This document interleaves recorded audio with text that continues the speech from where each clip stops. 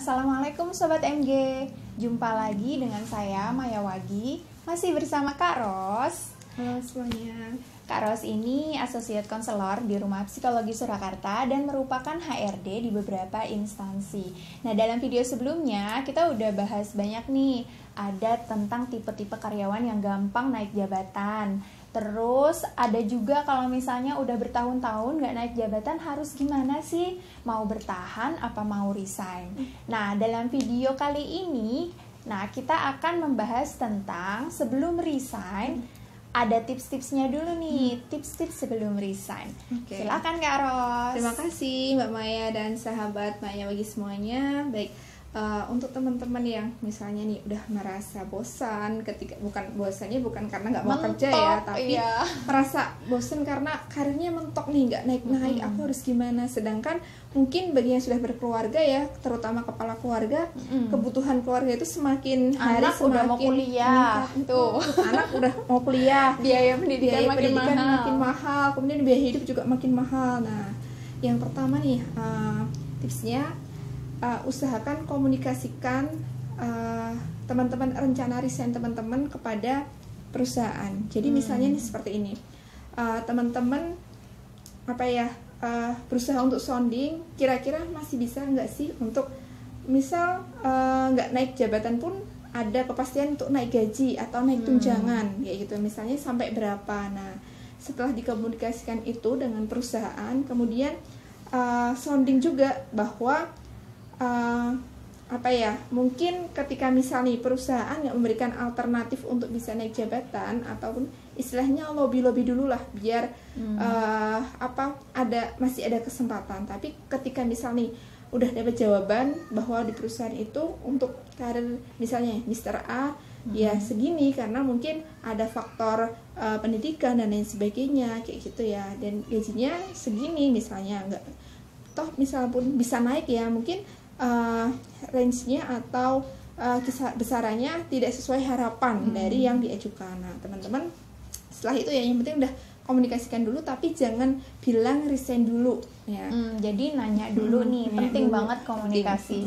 Terus kalau misal dari manajemennya bilang, aduh mohon maaf ya, soalnya perusahaan juga lagi susah, kita nggak ada kenaikan jabatan dan tidak ada kenaikan gaji, jadi terserahlah mau gimana. Nah, itu baru gimana ya? Mungkin ketika udah ada jawaban ya, teman-teman berusahalah untuk misalnya nih melirik perusahaan lain yang kira-kira itu lebih ada peluang teman-teman untuk bisa naik jabatan, atau misalnya nih masuk baru karena teman-teman sudah punya pengalaman kerja ya, bisa untuk minimal menduduki di middle management dengan gaji yang sesuai ekspektasi teman-teman kayak gitu. Teman-teman lirik dulu aja. Langkah kedua nih lirik dulu, belum digaet. Lirik dulu, kemudian cari info secara detail, jangan sampai salah informasi juga ya. Karena ini jangan bilang resign dulu nih. Jangan bilang resign dulu. Gitu caranya tuh. Gitu. Jangan bilang resign jangan dulu. bilang siapa-siapa loh. Iya, jadi gini.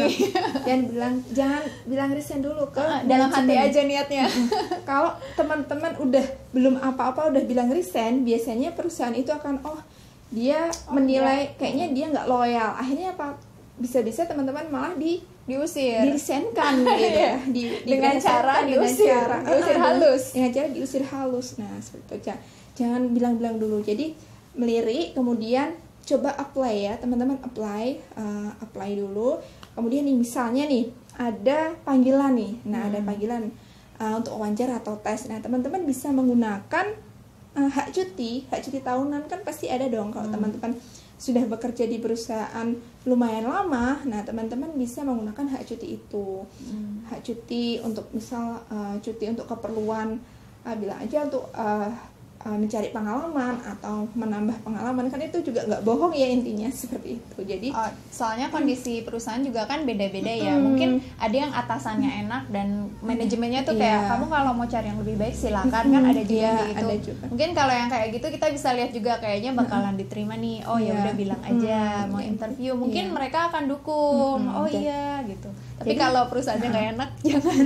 Jadi jangan bilang. Lihat tipe perusahaanmu yang tempatmu bekerja, kira-kira manajemenku tuh open nggak sih untuk sama orang yang interview kerja di tempat lain, atau justru ketika misalnya kan kadang-kadang banyak perusahaan juga yang ketika tahu karyawannya ikut interview di tempat kerja lain sedangkan dia masih bekerja di situ, biasanya langsung dicap dan gak biasanya dicap gak loyal, dan bisa-bisa bulan itu juga dia disuruh berhenti dan mencari orang baru. Iya, beda-beda. Gitu. Penting banget buat tahu perusahaan kita yang sekarang ya. Nah, kemudian setelah teman-teman mengikuti serangkaian tes, kemudian misal nih ada harapan untuk lolos, atau mungkin misal nih ketika teman-teman menjalani interview, nah teman-teman bisa menggunakan tips interview yang dulu pernah saya sama Mbak Maya ini ya di video sebelumnya. di video sebelumnya. Teman-teman sampaikan kondisi teman-teman ke HRD yang teman-teman interview sekarang. Jadi jujur aja bilang memang saat ini kondisi dia masih bekerja, tetapi ketika misal perusahaan ini bisa untuk menerima saya akan segera resign, tapi minta waktu gitu ya. misal nggak apa-apa, minta waktu 1 bulan atau bahkan 2 bulan itu nggak apa-apa, kayak gitu ya. Tapi jangan sampai lebih dari 2 bulan. Misal nih teman-teman interview kerjanya di pertengahan bulan nih, nah teman-teman minta waktu sampai akhir bulan, atau minta waktu misal 2 minggu, 1 bulan untuk sounding itu ke perusahaan dan menyelesaikan tanggung jawab di perusahaan sebelumnya. Iya, dan menyelesaikan tanggung jawab kayak gitu. Jadi biasanya HRD misalnya nih, HRD itu di perusahaan yang baru ini butuh orang kayak orang kayak Anda ya, maksudnya orang kayak Anda untuk mengisi jabatan itu ya. Pasti biasanya dia akan memperjuangkan teman-teman untuk bisa diterima di perusahaan mereka kayak gitu. Dan biasanya kalau misalnya teman-teman adalah kandidat terbaik yang dibutuhkan, biasanya menunggu berapapun mereka akan mau. Iya, karena gitu. Emang sih ya cari karyawan yang kompeten kan memang susah. Iya. Jadi kalau misal kamu kayak bagus kerjanya dan kepemimpinan baik, pasti akan ditunggu. Iya, dan juga mungkin prestatif atau punya skill pengalaman yang lumayan kayak gitu, pasti akan ditunggu dan nyarinya susah lah ya. Nyarinya susah dan biasanya kalau nggak ditunggu juga susah. Iya, dan biasanya juga perusahaan tersebut akan memberikan gaji sesuai dengan minimal sama atau bahkan lebih baik ya.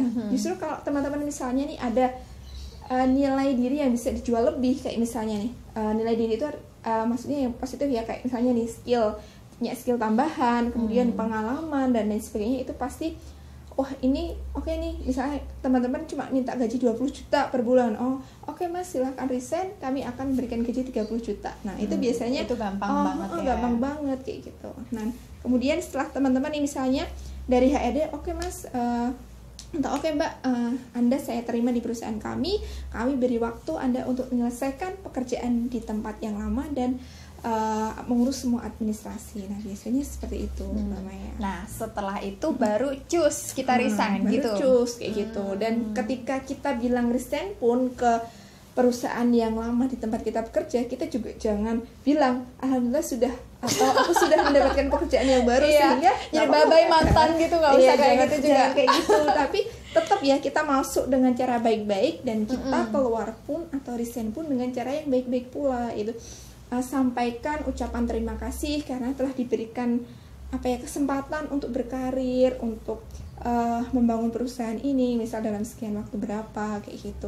Ucapkan terima kasih, kemudian transfer pekerjaan itu kepada pengganti kita kayak gitu. Misalnya nih perusahaan itu kamu saya ACC untuk resign, tapi tolong dalam waktu 1 bulan ini kamu, misalnya nih kita dapat kandidat, kamu harus mentransfer itu semua. Oke, nggak apa-apa, yang penting komunikasi aja lancar. Bahkan kalau kita udah pindah ke perusahaan baru, kalau ditanya-tanya ya jawab. Jawab. Yang penting intinya itu adalah komunikasi kita, bagaimana kita mengkomunikasikan kepada HRD ataupun kepada atasan di tempat kerja kita. Dan karena sebenarnya seburuk-buruknya misalnya perusahaan sebelumnya, seenggak enaknya kita kerja di sana, pasti tetap ada kok kayak ilmunya, manfaatnya. Dan mungkin teman-temannya sampai sekarang masih berteman kayak gitu, dan suatu saat bisa kerjasama bisnis bareng gitu ya. Jadi jangan sampai punya musuh. Iya, dan ingat rezeki itu bukan hanya masalah salary, masalah jabatan, tetapi teman-teman punya lingkungan kerja yang enak, teman-teman yang baik, kesehatan itu adalah rezeki yang menurut saya patut kita syukuri, dan itu adalah sesuatu yang berharga. terus juga kayak kesempatan beribadah ya. Iya, kesempatan untuk beribadah. muslim misalnya, kalau misalnya laki-laki kayak sholat Jumat itu boleh gitu kan. Ada juga perusahaan yang melarang karena Iya, banyak jadi juga. bersyukur kalau kalian bisa beribadah dengan bebas. Iya. Nah, jadi kalau sebelum resign kita bisa simak dulu tips-tips yang tadi. Kalau misalnya udah lancar itu bisa resign. Nah, gimana kalau misalnya yang mau jadi pengusaha? Oh ya, oke. Baik. Nungguin ya. Oke, kalau buat pengusaha nanti kita bahas di video selanjutnya. Terima kasih ya buat sobat MG semua yang sudah menonton video ini sampai selesai. Jangan lupa klik like, share, dan tulis pengalamanmu di kolom komentar. Atau mungkin ada tema apa, kalian bisa request juga di kolom komentar. Jangan lupa buat subscribe channel Maya Wagi. Terima kasih. Assalamualaikum warahmatullahi wabarakatuh. Waalaikumsalam warahmatullahi wabarakatuh.